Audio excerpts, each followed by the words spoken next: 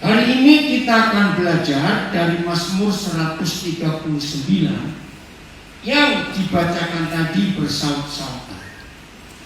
Saya sangat bersyukur tentang Mazmur 139 ini. Saudara, Mazmur 139 itu sangat diakui oleh para psikolog di dunia ini. Kenapa diakui? Karena di Mazmur ini ada sebuah rahasia yang dunia psikologi sulit menemukan jawaban. Nah, saya mulai dengan konsep sumber masalah menurut kita semua itu siapa atau apa? Ini penting pertanyaannya. Nah, Mazmur 139 ini akan menjawab penyebab masalah, sumber masalah itu apa atau siapa? Coba jawab, salah nggak apa-apa.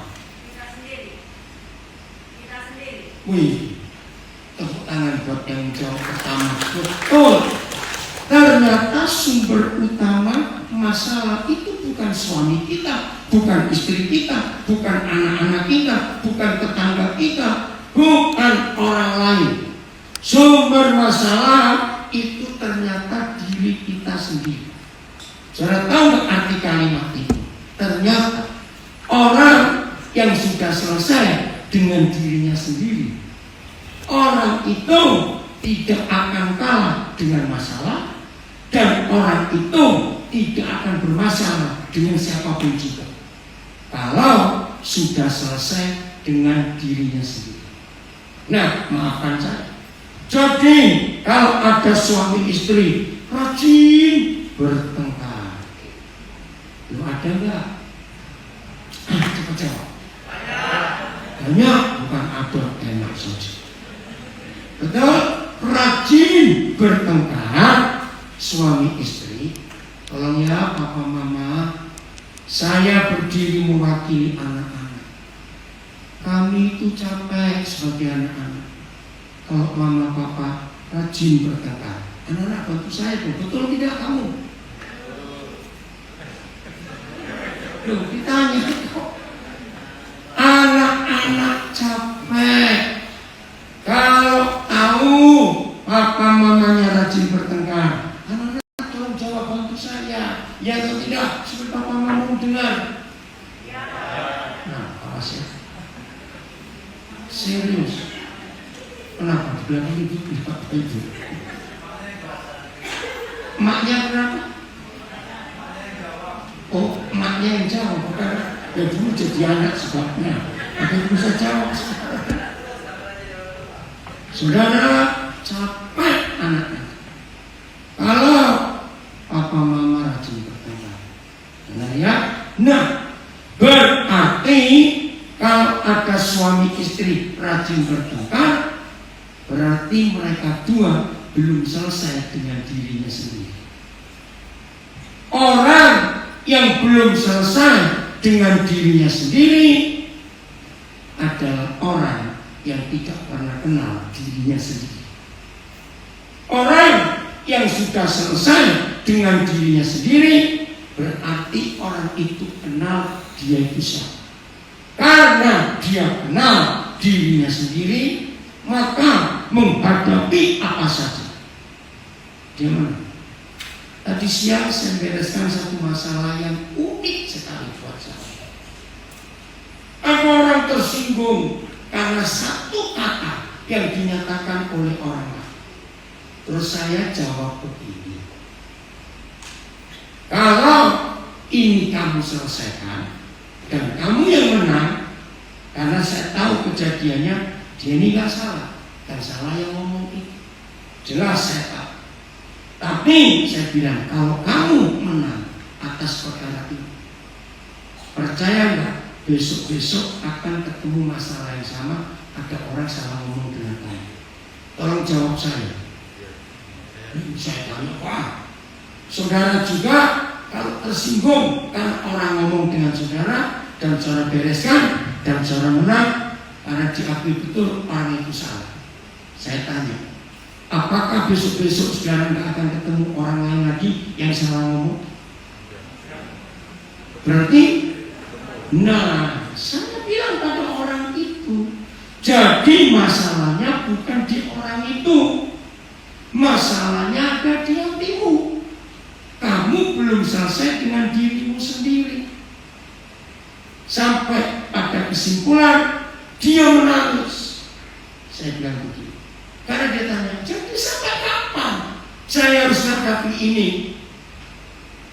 Saya jawab, sampai kamu tidak bisa merasa tersakiti ketika ada orang menyakiti. Enggak ada yang jawab. Betul? Kalau saudara dan saya sudah selesai dengan diri kita sendiri, maka kita tidak pernah merasa tersakiti walaupun kita disakiti. Kenapa? Ya aku gak ada masalah apa-apa. Wajar, yang namanya manusia pasti bisa salah bicara. Bayangkan kalau kita tidak selesai dengan diri kita sendiri, capek nggak ngadepin orang salah ngomong? Loh, saya tanya, capek nggak? Bukan cuma capek, kita on. Karena mau sampai kapan kita ingin benerin orang yang salah ngomong? Nggak bisa. Jujur jawab, kita sering salah bicara. Betul? Sungguh? Nggak bohong? Ya sudah. Ya betul tidak? Ya sudah. Karena kita sadar kita pun bisa salah bicara, bahkan kita mungkin sering salah bicara, maka kalau ada orang salah bicara kita harus apa? Bukan maafkan, tertawa. Ternyata kita sama ya. Ayo makan itu. Enggak aneh kan? Daripada ngurusin orang salah ngomong, nggak habis-habis. Apalagi yang suka mengkoleksi orang salah ngomong. Ada nggak orang mengkoleksi perkataan orang terus diapalin? Banyak bukan? Maka itu saya sering tanya, Pak Gembala, coba sekali-kali tanya pada jemaat begini, Pak. Ini pengalaman saya jadi gembala. Saudara-saudara, khotbah saya 2 minggu yang lalu apa? Jemaat jawab jujur, sering lupa atau sering ingat? Khotbah 2 minggu lalu, jawab. Sering lupa, sering ingat? Pak Gembala jujur-jujur juga. Luar biasa. Tapi pertanyaan berikut, Pak, untuk jemaat. Firman Tuhan 2 minggu yang lalu kita bisa lupa. Maaf ya. Tapi kenapa firman mama mertua sudah 20 tahun masih ingat? Loh, sudah bisa mulai lihat saya saja. Betul atau salah kalimat ini? Betul salah. Terus bagaimana? Kenapa firman mama mertua bisa teringat pada 20 tahun? Karena Yesaya 1 ayat 8 saudara kita. Firman mama mertua engkau renungkan siang dan malam. Betul tidak? Ya sudah. Firman Tuhan baru 2 minggu lupa karena tidak pernah direnungkan. Itu yang saya maksud. Saudara mengkoleksi orang salah ngomong berapa banyak di almari hatimu. Ayo bertobat hari ini. Maka itu firman Tuhan gak ada tempat. Jadi saya katakan lagi, biarkan Tuhan mengizinkan ada orang-orang yang salah bicara kepada kita. Jangan kita terlalu menanggapi, ampuni, karena kita juga sering salah bicara. Betul tak? Nah, semua akan berhenti ketika saudara tidak merasa tersakiti lagi, walaupun disakiti. Setuju ya? Nah, kita buka Mazmur 139, mulai ayat 1 sampai 3. Kita hitung. Ternyata di dunia dunia ini tidak ada pribadi siapapun yang bisa mengenali diri kita sesempurna Bapa di surga mengenali kita. Ayat 1 Mazmur 139. Untuk pemimpin biduan Mazmur berapa? Yahweh, engkau ngapain? Ayo baca. Menyelidiki 1, 2, mengenal aku. Ayat 2. Engkau mengetahui. Tolong dihitung ya. Mengenal, menyelidiki, mengetahui. Yang ketiga, engkau mengetahui kalau aku duduk atau berdiri. Yang keempat, engkau mengerti pikiranku dari jauh. Yang kelima, ayat 3. Engkau memeriksa aku kalau aku berjalan dan berbaring. Yang keenam, segala jalanku kau maklumi. Selalu saya mengajar. Saudara bisa bahasa-bahasa lain, bahasa Inggris, bahasa Mandarin, bahasa Batak, ya, bahasa apa saja. Buka Alkitab. Cari firman Tuhan ini luar biasa. Adik-adik, anak-anak muda, adik-adik remaja, satu-satunya buku di dunia ini yang sudah diterjemahkan ke dalam ribuan bahasa itu cuma Alkitab. Tidak ada buku di dunia yang pernah diterjemahkan ke dalam 500 bahasa saja, tidak ada. Ada ratusan, tapi nggak sampai 500. Cari di Google. Hanya Alkitab. Sampai tahun 2013 itu data yang saya masih pegang. Sejak itu saya belum ketemu lagi. Alkitab ini sudah diterjemahkan ke dalam hampir 4.000 bahasa. 3.900 bahasa di dunia. Artinya Tuhan kita itu universal. Semua bahasa manusia bisa memiliki firman Tuhan. Hebat. Maka itu salah satu kesukaan saya tinggal di Papua. Kalau ada penterjemah Alkitab menyelesaikan penerjemahan bahasa satu suku, wih, saudara, keren. Saya pasti menangis, saya pasti yakin. Kenapa? Begitu kelompok penerjemah Alkitab, itu namanya Yayasan Kartidaya, Wycliffe kalau bahasa asingnya, itu menyerahkan kepada suku itu Alkitab dalam bahasa mereka. Itu upacara perayaan yang paling besar selama saya hidup. Maka itu kalau ada penerjemahan selesai, saya dapat berita, saya akan ke kampung itu.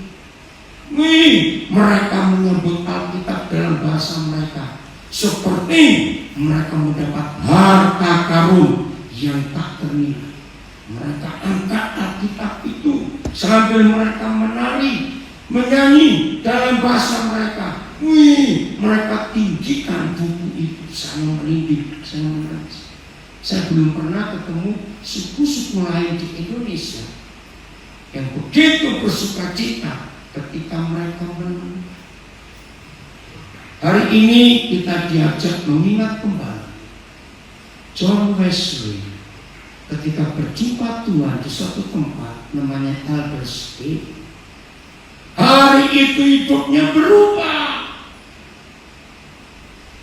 Orang Metodus pasti tahu kisah John Wesley ini. Ternyata hanya Bapa di surga yang bisa melakukan 6 hal ini terhadap setiap manusia. Coba kumpulkan lagi 6 ini. Ini dahsyat. Maka itu kalau saudara dan saya pun bisa mengenali diri kita dengan 6 hal ini, yakin saudara tidak akan pernah punya masalah dan bermasalah dengan siapa saja. Karena kita sudah selesai dengan diri kita sendiri. Mulai ayat 1 lagi. Saya nggak bisa 3 ayat ini jadi 1 layar. Bisa nggak? Supaya saya bisa menghitung. Oke. Tuhan ngapain kita? Menyelidiki. Coba renung. Apa kata lain menyelidiki? Ayo. Memeriksa. Ada tadi nanti memeriksa juga. Siapa pernah dengar ada orang berkata begini? Ketika masalah dalam hidupnya begitu banyak, pernah nggak ada orang berkata begini? Aku tidak tahu loh siapa ini aku. Kenapa aku buat ini? Pernah dengar ada orang ngomong seperti ini? Nah, berarti dia sendiri tak tahu siapa dirinya. Maka itu di seluruh alam semesta ini hanya Bapa di surga yang mampu menyelidiki siapa kita. Kedua, baca, mengenal siapa kita. Nomor 3, mengetahui siapa kita. Nomor 4, mengerti pikiran. Coba renung. Rata-rata kita bermasalah dengan tetangga kita. Rata-rata kita bermasalah dengan saudara kita, adik kita, kakak kita, teman kita.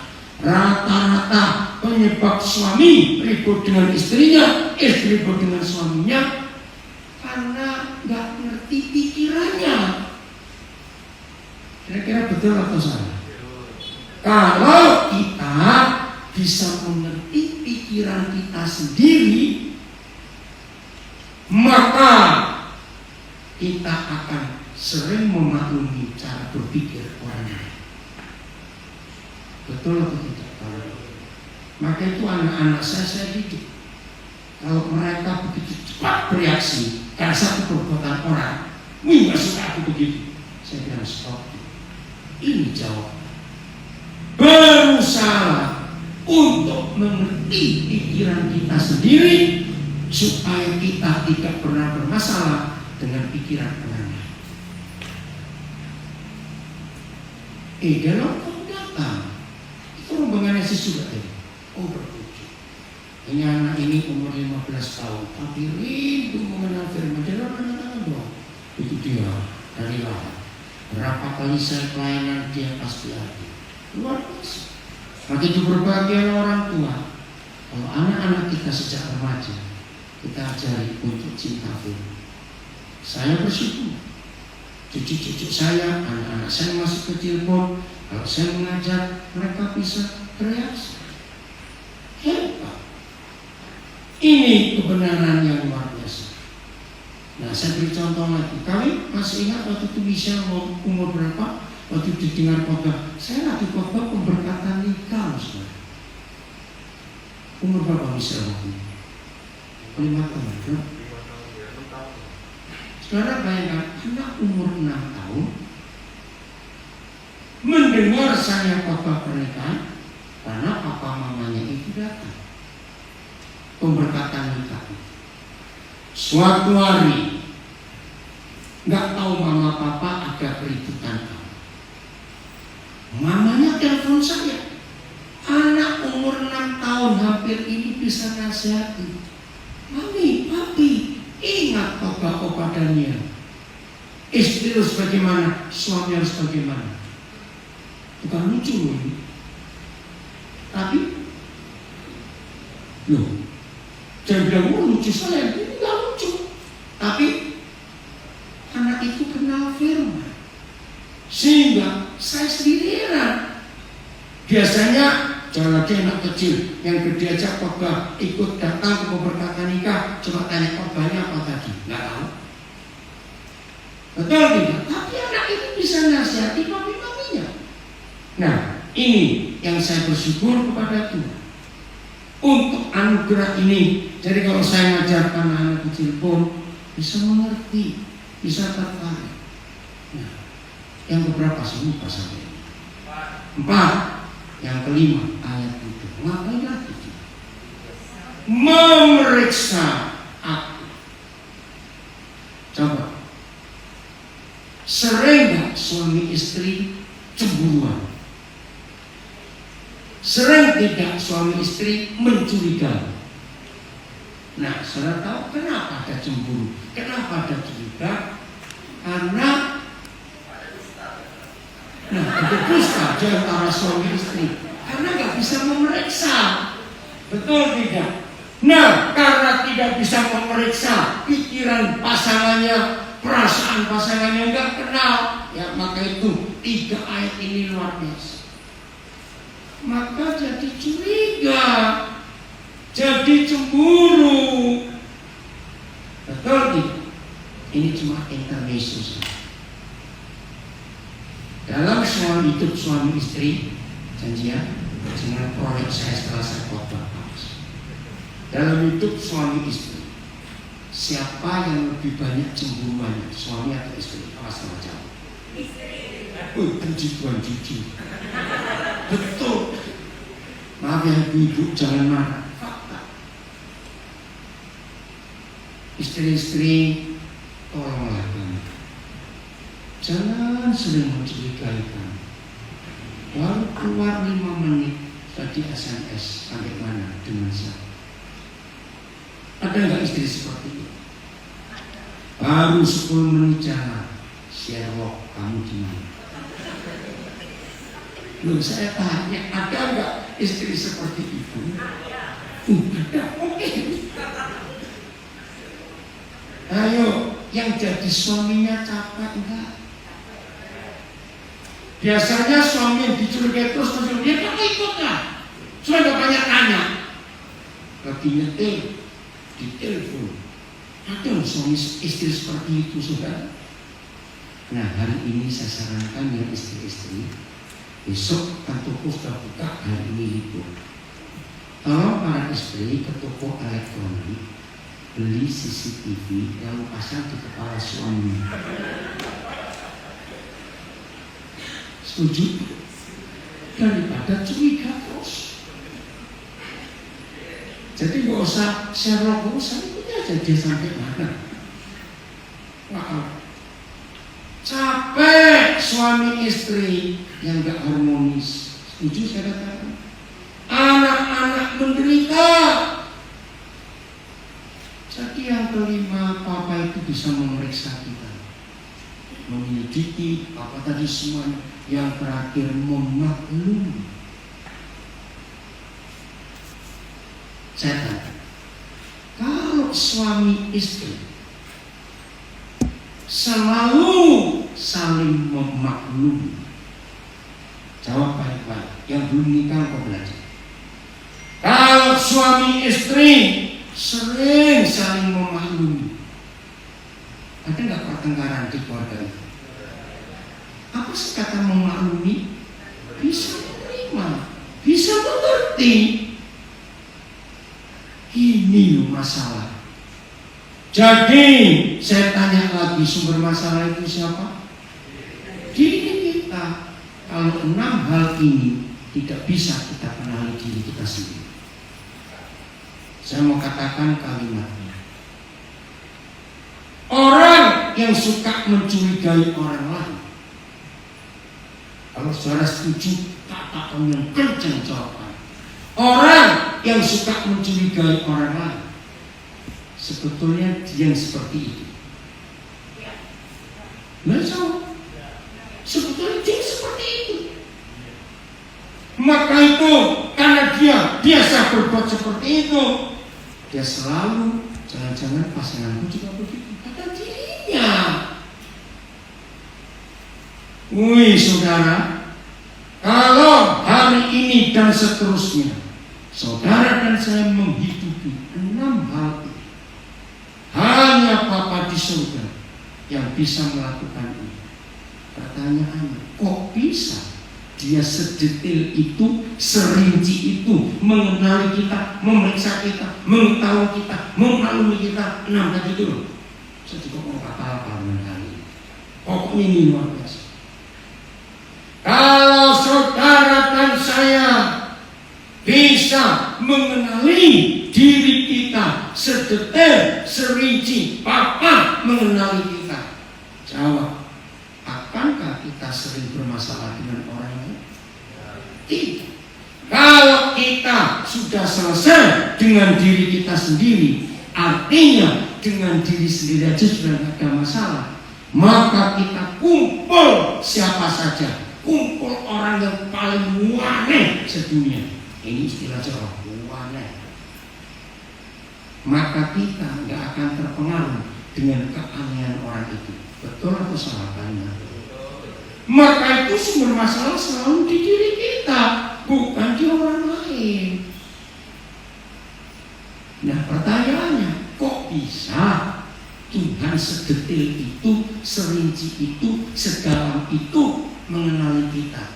Siapa bisa jawab? Saya kasih hadiah. Tapi saya tutup sudah malam. Transferkan aja. Ayo, siapa bisa jawab? Kenapa? Ya. Dia nggak tahu. Bukan dia nggak tahu. Hampir betul. Siapa yang jawab itu?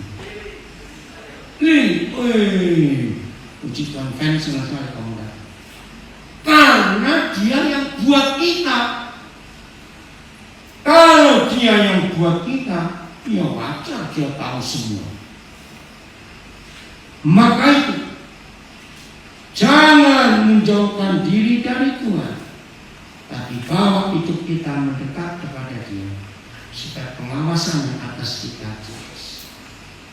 Sungguh sekarang, pokoknya kalau kita sudah mengenali diri kita sendiri, kita nggak akan pernah punya masalah dengan siapapun juga, walaupun orang di sekitar kita ngajak bermasalah. Betul atau salah? Percaya atau tidak kalimat?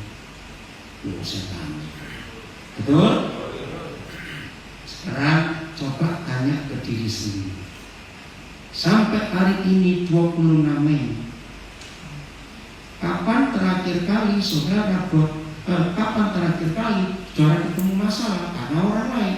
Coba jujur. Contoh kecil ya, contoh kecil. Renung. Pada suatu saat saudara lagi berdiri nunggu seseorang, nunggu angkot, atau pokoknya lagi berdiri lah di jalan atau di pasar atau di mana. Tiba-tiba ada orang lewat dan saudara nggak kenal. Begitu orang itu lewat di depan saudara, terus dia mulai, maaf, ini saya pakai kalimatnya apa itu nggak bagus. Anjing kamu, jujur. Apa reaksi saudara? Apa? Emosi, apalagi marah, apalagi balas. Serius saya tanya, apalagi tangani. Oke, salah semua. Loh, kok bisa salah? Ini harusnya kalau ada orang lewat mengatakan anjing kamu, saudara jawab, anjingnya yang di mana? Loh, betul tidak? Kalau sekarang bereaksi berarti yaudah, itu masalahnya. Anjingnya dirimu itu, kamu terima kok. Nah, lucunya kalau ada anjing beneran dikatai seperti itu, anjing lu, anjingnya gimana? Lu ngerti gak ilustrasi ini? Anjing dikatai anjing aja nggak bermasalah, dia diam saja. Kenapa kita bukan anjing, kita bereaksi? Lu kayak berarti orang itu kenal dirinya enggak? Loh, saya tanya kok. Berarti orang itu kenal dirinya enggak? Kenal, jadi itu anjingnya. Kok nggak kenal gimana? Maaf, jangan tersinggung. Betul? Itu masalahnya itu di diri kita, bukan di orang lain. Amin. Kita buka Markus 7. Ya, Markus 7 ayat 20.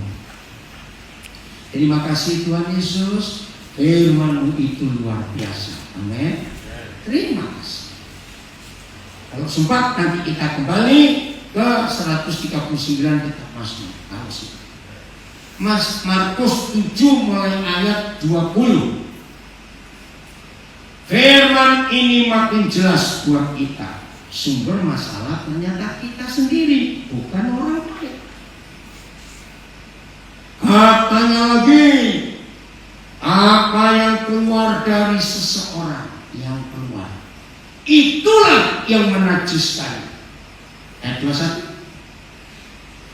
Sebab dari dalam, dari mana?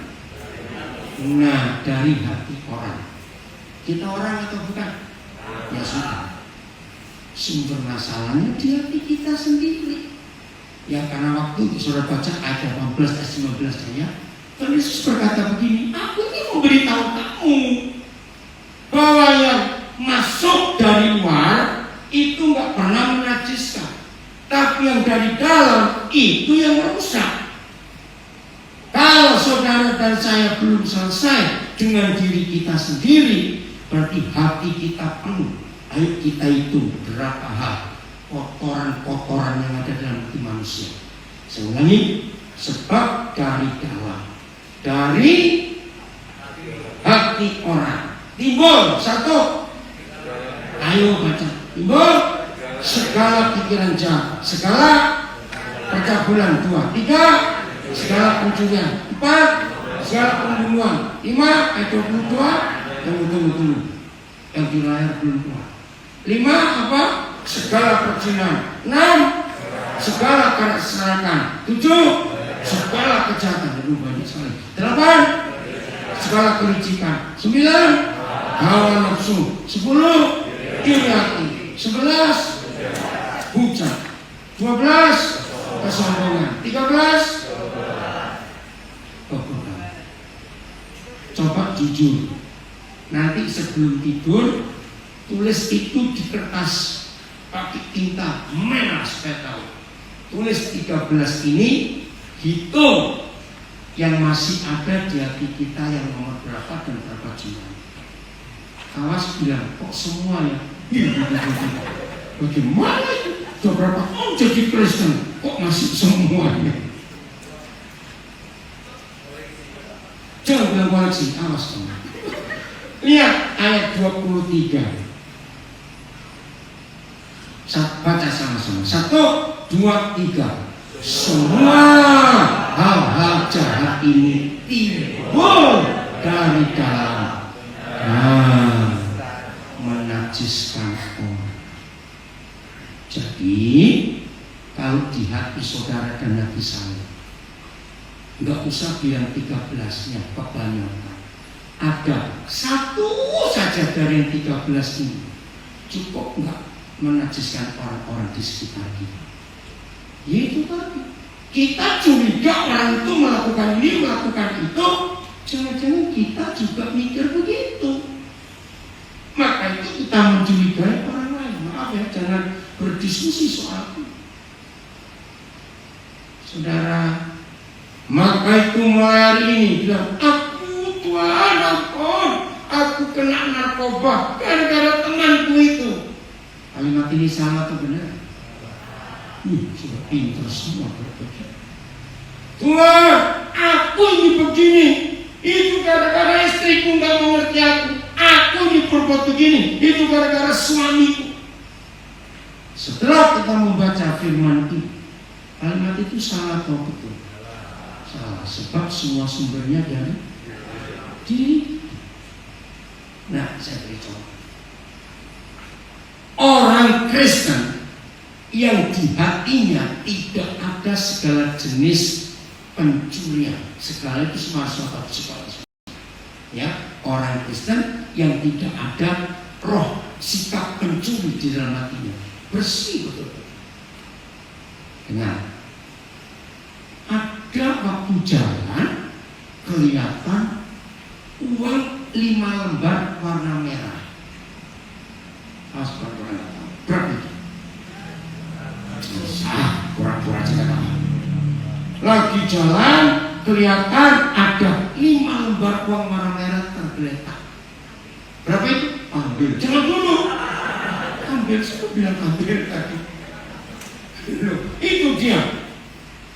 Orang yang tidak punya segala jenis pencurian, dia langsung mikir, aduh kasihan, Siapa yang punya uang ini? Jangan-jangan dia perlu untuk beli obat atau beli untuk barang sekolah anaknya. Dan dia lihat kiri kanan, kok nggak ada orang. Pasti dia akan berusaha.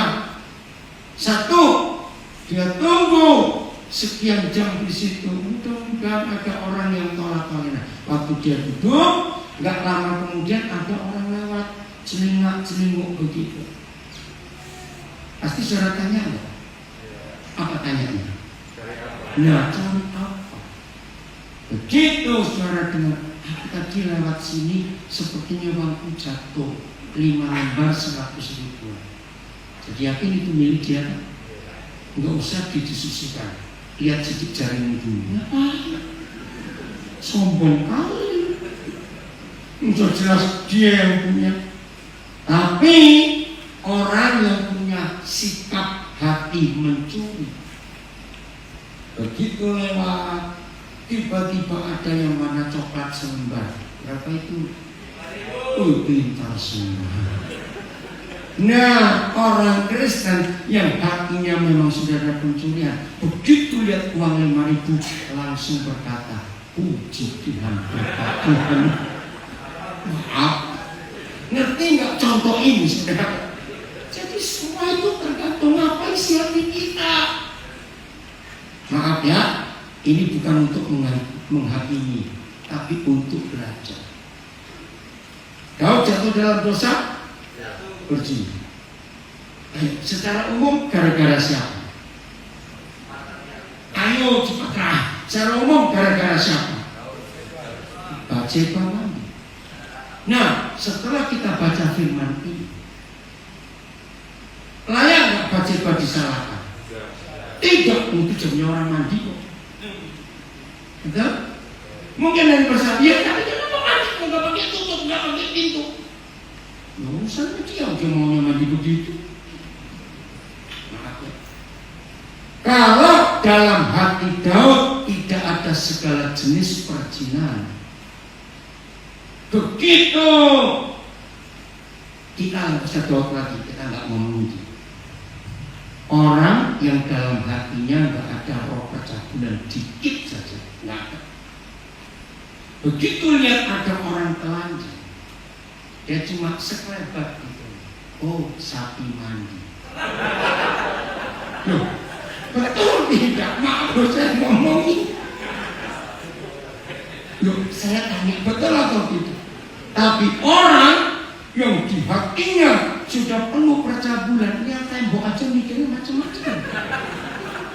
Sudah diajak ngomong, betul atau tidak? Nah, ini loh buktinya. Jadi lebih sekali sumber masalah itu siapa? Diri kita. Karena kita belum selesai dengan diri sendiri. Jadi melihat apa saja salah, karena hatinya yang kotor. Betul? Nah, jadi yang suka menyalahkan orang bertobat dalam hari ini, ternyata sumbernya diri sendiri. Hebatnya firman Tuhan ini. Nah, maka itu yang hobinya suka cari salahnya orang hari ini bertobat. Maka itu Tuhan Yesus berkata, ngapain kamu melihat ada seumbar potongan kayu kecil di mata saudaramu di seberang laut, ternyata ada balok di matamu, kamu nggak lihat. Jadi hari ini stop suka menghakimi orang, selalu periksa diri kita sendiri, sudah benar atau belum. Percaya saudara, kalau hidup kita seperti ini, rumah tangga aman. Amin. Bertetangga aman. Betul? Komunitas kita aman. Negara aman. Karena nggak ada orang Mesir. Betul tidak? Nah, tambah satu ayat. 1 Korintus 2 ayat 2. Ini keren sekali. Semua kita harus bersikap seperti Paulus. 1 Korintus 2 ayat 2. Sebab aku telah memutuskan tidak mengetahui, saya lebih gampang gini, untuk tidak ingin mengetahui apa? Ayo, apa-apa di antara kamu, stop. Ada nggak orang yang suka kulaan gosip? Nggak enak betul. Ngerti nggak pertanyaan saya? Ada orang suka kulaan gosip? Saya jawab langsung. Banyak. Tujuannya apa kulaan gosip? Ya supaya gosip lagi. Nah, orang yang suka kulaan gosip melanggar firman. Kalau mulai hari ini saudara dan saya memutuskan seperti firman ini, nggak usah usil tentang orang lain.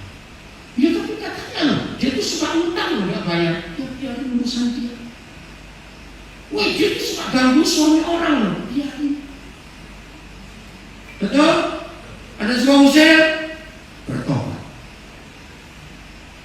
Tapi satu hal yang harus kita buat untuk tahu akan hidup setiap orang menurut ayat ini. Kalau saudara dan saya tahu ada orang yang belum tahu bahwa Tuhan Yesus mati untuk dia, nah itu tugas kita untuk memberitahu. Katakan itu. Jadi firman ini dahsyat nggak saudara? Dahsyat sekali. Kalau semua kita hidup memakai ayat ini, aman nggak rumah tangga? Aman tetangga, aman komunitas kita. Kan kita nggak usir. Maka itu awas yang punya kebiasaan pagi-pagi bangun sudah telepon kiri kanan. Gimana cerita orang kemarin itu gimana? Nganggur betul itu orang. Ada nggak orang seperti itu? Aduh, semuanya banyak gimana Pak Gembala ini? Pokoknya mulai hari ini urus diri sendiri dulu. Terus periksa hidup kita sudah benar atau belum. Jangan sibuk ngurusin orang lain. Oke, kembali sekarang ke Mazmur 139 ayat 4 dan seterusnya. Sudah cepat ya. Terima kasih. Sampai sebegitunya Tuhan terhadap kita. Sebab, nah kalau saudara membaca kata sebab, itu artinya ada apa sebelumnya dan ada apa sesudah kalimat sebab. Betul? Sebelum kata sebab, Tuhan tahu semua tentang kita. Ya atau tidak? Detail Tuhan tahu tentang kita. Maka itu, ini yang saya mau katakan. Maka itu, jangan banyak ngomong kalau berdoa kepada Tuhan. Sebab sebelum lidahku mengeluarkan perkataan, sesungguhnya ini yang saya kaget. Artinya sudah nggak usah ngomong panjang-panjang, aku tahu siapa kamu. Ngerti nggak maksud ini? Jadi karena dia mengenal, menyelidiki, memaklumi, memeriksa, mengetahui 6 tadi itu. Maka itu kalau doa jangan panjang-panjang, dia tahu semua. Lalu gimana kalau kita berdoa? Nikmati dia hadir. Amin. Nikmati persekutuan kita yang akrab dengan dia. Nah ayat 5 dan seterusnya itu cerita lain lagi, tapi muka belakang kita dikurung oleh Tuhan. Itu artinya bukan dibentengi, nggak bisa lari kemana-mana. Dia kurung kita. Artinya dia yang membentengi baru Tuhan. Terus dan engkau menaruh tanganmu ke atasku.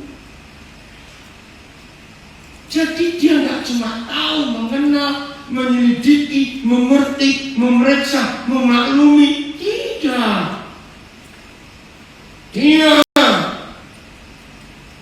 membuat kita nggak bisa kemana-mana. Ayat 6, coba lihat. Terlalu ajaib bagiku pengetahuan itu. Ajaib pengetahuan itu semua. Wih, Tuhan itu detail betul-betul, rinci, tahu semua. Siapa masih ingat? Saya ingin menjelaskan ayat 6 dengan apa yang Tuhan katakan di Injil Matius. Tuhan tahu nggak jumlah rambut di kepala kita berapa? Nah, pertanyaannya, bukan Tuhan iseng terus nganggur ngitungin rambut, bukan itu maksudnya. Tapi artinya ditambahkan Yesus berfirman, jika satu helai rambut gugur, Tuhan tahu tidak? Nah, itu artinya ayat 6 Mazmur 129. Tuhan itu tahu detail hidup kita. Ini cuma iseng saja. Kira-kira bakal ada nggak pabrik menciptakan alat penghitung rambut di kepala? Bakal ada nggak kira-kira? Enggak, siapa mau beli? Rambut. Tapi Bapa kita di surga tahu jumlahnya berapa. Itu kan hebat sekali. Berarti Tuhan itu teliti dengan kita sehingga Dia tahu semuanya. Maka itu pemazmur berkata, terlalu ajaib bagiku pengetahuan itu, terlalu tinggi, tidak sanggup aku mencapainya. Itu Bapa kita. Nah, seharusnya begini terjadi dalam hidup kita. Kalau Tuhan tahu sedetail itu akan hidup kita,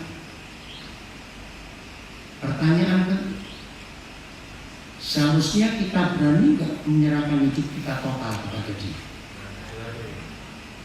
Jawab yang belakang-belakang. Seharusnya kita berani nggak menyerahkan hidup ini total ke tangan Dia? Berani, habis kita aja nggak tahu tentang diri kita sendiri, Dia paling tahu. Ya udah, Tuhan ini hidup. Maka saya cuma tanya, tapi ini belajar. Selama COVID-19 merajalela masuk Indonesia 20-an Maret 2020, jujur jawab, lebih banyak orang Kristen takut Tuhan atau takut COVID? Ayo coba betul, ayo, lebih banyak takut siapa? Nah, takut Tuhan. Sedikit, Pak, sedikit, jangan usah bohong. COVID lebih ditakuti. Saudara tahu tidak definisi takut? Ternyata definisi takut itu sederhana. Mempercayai bahwa Dia ada. Betul tidak? Orang takut setan karena dia percaya setan itu ada. Padahal setan di diri kita jauh lebih banyak daripada yang di kuburan. Enggak amin. Loh, betul tidak? Setan di hati kita jauh lebih banyak daripada setan yang di kuburan. Betul? Jadi kalau ada yang takut setan, karena orang itu lebih mempercayai kehadiran setan. Apa yang terjadi dalam hidup kita kalau kita lebih mempercayai kehadiran Tuhan? Berarti hidup kita aman. Betul toh? Karena Tuhan hadir. Itu arti ayat ini. Nggak sanggup aku mencapai pikiran itu. Nih, Tuhan kita luar biasa. COVID tidak perlu ditakuti, tapi tetap kita berjaga-jaga. Semua kita nggak tahu dia masuknya dari mana. Artinya ayat 7. Kemana aku dapat pergi menjauhi rohmu? Kemana aku dapat lari dari hadapanmu? Wih, inilah bukti daripada kasih Bapa kita terhadap kita. Nggak bisa lari. Ke situ dia ada, ke sana dia ada. Ya, nanti baca, akan sampai ke dunia orang mati, ke ujung laut, ya, mau naik terbang tinggi di langit, Tuhan ada. Itu bukti kasihnya kepada kita. Woi, kita bersyukur untuk anugerah Tuhan.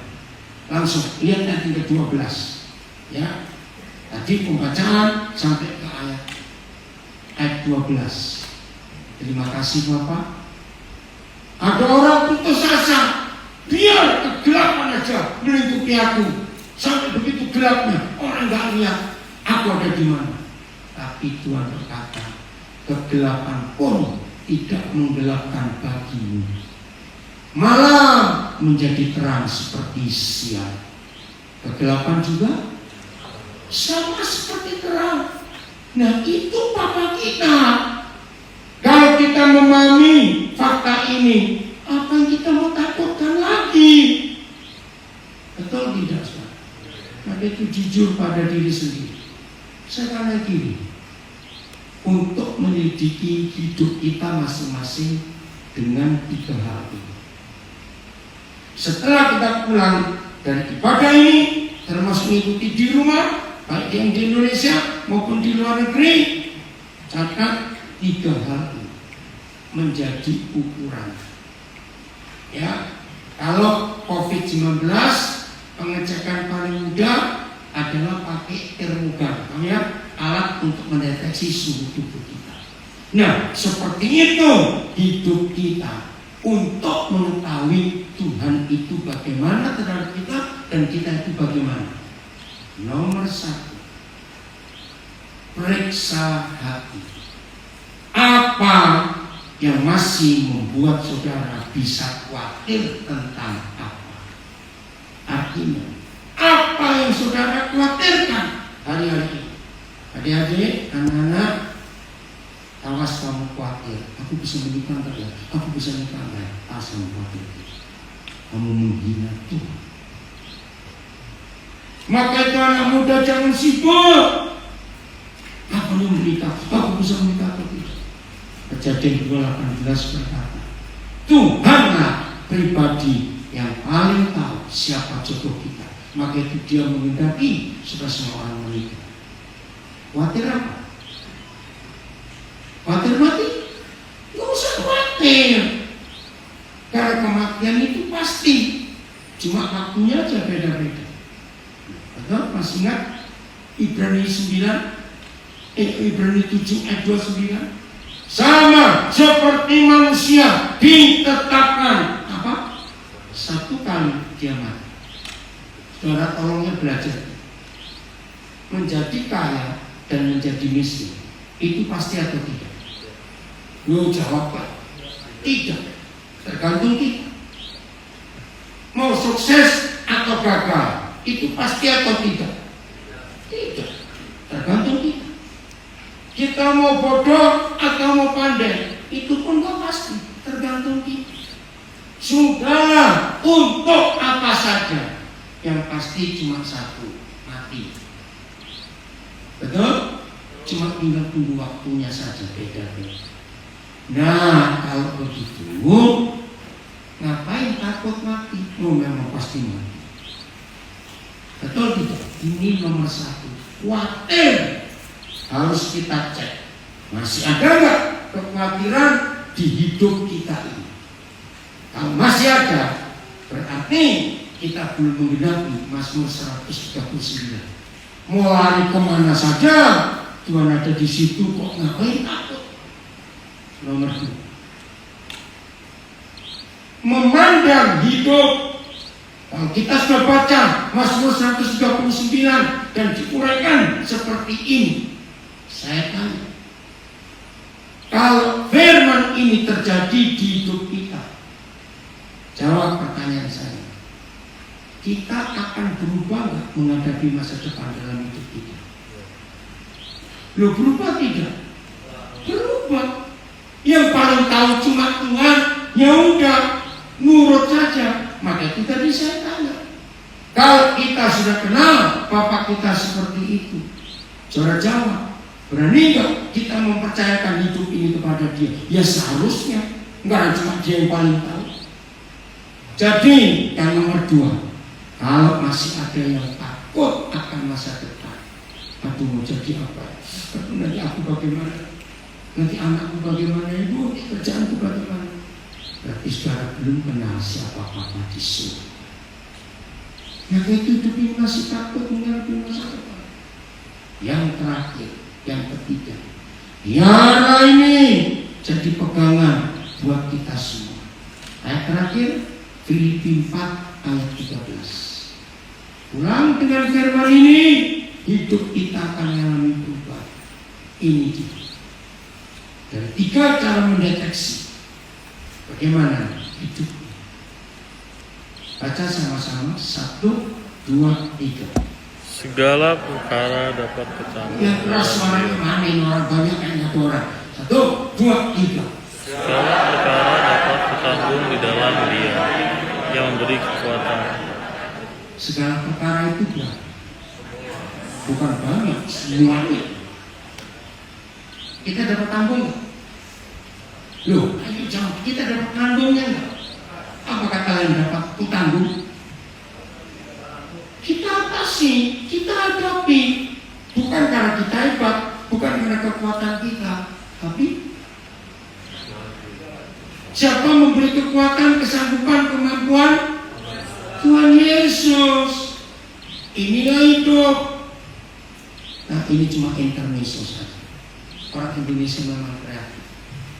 Saya baca apa itu ilustrasi ini, saya tertawa sendiri.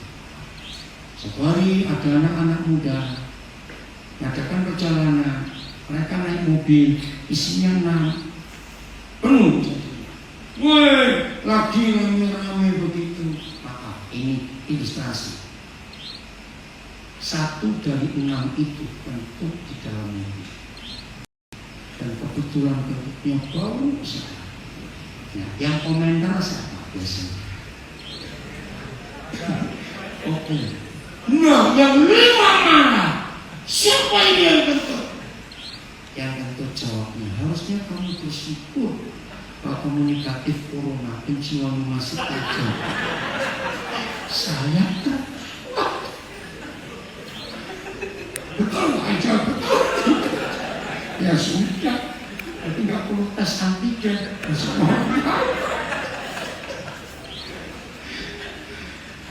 Maka itu saudara, ayo kita tes hidup kita dengan 3 hal tadi. Jadi, kalau kita percaya Papa kita seteliti itu terhadap kita, kita nggak akan takut menyerahkan hidup ini kepada yang tahu. Betul? Maka selama kita hidup ini menyenangkan sekali.